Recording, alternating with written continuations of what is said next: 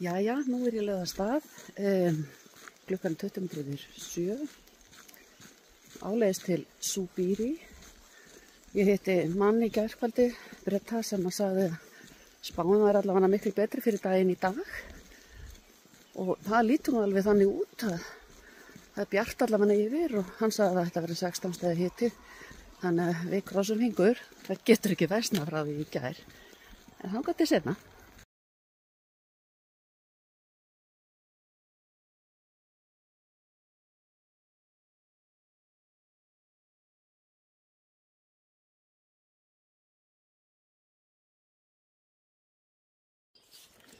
Þetta er nú allavega hérna þessi göngudagur, búin að vera dálítið mikið niður á við, það er að segja gangan, og svo er hérna drullan hérna maður. En síðan verður nú að segja eins og að þetta er alls konar og fallegt er það. Getur ekki verið hægt að biðja betra gönguveður. Hérna þarf ég að fara yfir. Það er heldur hauslegt í ánni, en þetta er bara yfir sem að hægt að fara á. Þannig að þetta er væntanlega ekkert mikið mál, eða hvað?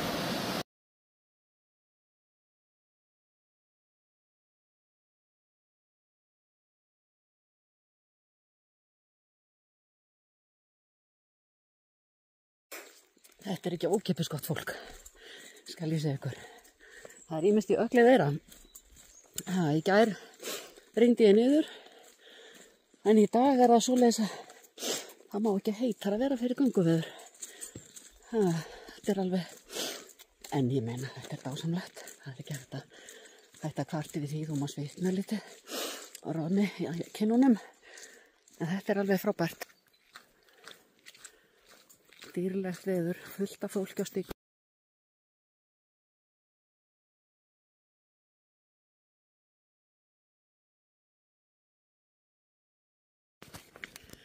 Ég verð nú að segja að þetta er helvíti erfitt undirlag að ganga á. Þetta virðist engan enda alltaf að taka hérna. Þannig að þetta eru allavega líklega síðustu 3 kílómetrarnir sem að eru eitthvað í þessa veru. Maður þarf bara að horfa niður fyrir tönnar á sér. Eiginlega til þess að það er ekki á höfuði. Þannig að þetta er búið að vera svona allavega í dag.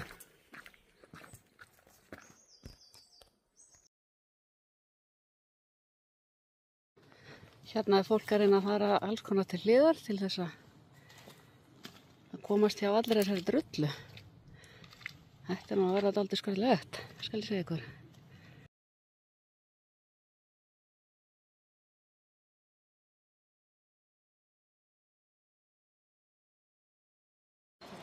Jæja, hérna erum við komin til Súbíri sem er áfangastaður dagsins í dag. Hér er eina af þessum fallegu brúum sem víða er að finna í þessum litlu þorpum út allt hérna á Spáni.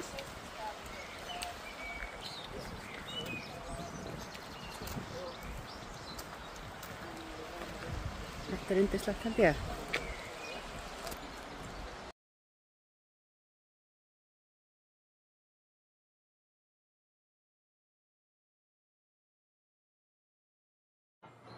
Kona fékk nú heldur huggulegt herbyggi, skal ég segja ykkur hérna. Þetta er nú alveg ævintýri. Það er ég nú að segja.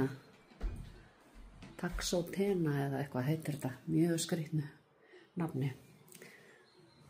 En hérna, akkurat núna, er rafmagnslaust og mér skilst að sé rafmagnslaust í Portúgal, búið að vera rafmagnslaust á Spáni, bara allan Spán, en eitthvað er nú að koma tilbaka, Bilbao hafði hún heyrt hérna svo sem að tjekka okkur inn. En þetta er svona bara þannig að að það er ekki ofsögum sagt að það er ævintýri í þessu öllu saman. Rafmagnslaust og hér er ekki hægt að fá að borða, það er nema bara að þú kaupir þetta fjandans brauð og eitthvað endalaust. En það er ekki heitur matur eða það er ekki net eða það er ekki kaldur ískapur eða eitthvað kalt í bili sá hún, en það er ekki víst að haldi. Þannig að þetta er alveg partur af ævintýrinu. Það er svo sem óslega hugulegt hérna, það verður að segja eins og þér. En það er náttúrulega meira og minna allt lokað, síðasta hjá þeim hérna. En það er nú til lítils að vera inni þegar það er þannig að hérna, já, það er bara myrkur. Og lítið svona kannski hægt við að vera. Þakka ég nú fyrir Hræðslubankann sem ég hafði með mér þegar núna er ekki hægt að hlaða símann eða nokkuð skapaðan hlut. Þá getur það nú verið ágætt að vera með svoleiðis á sér. En kannski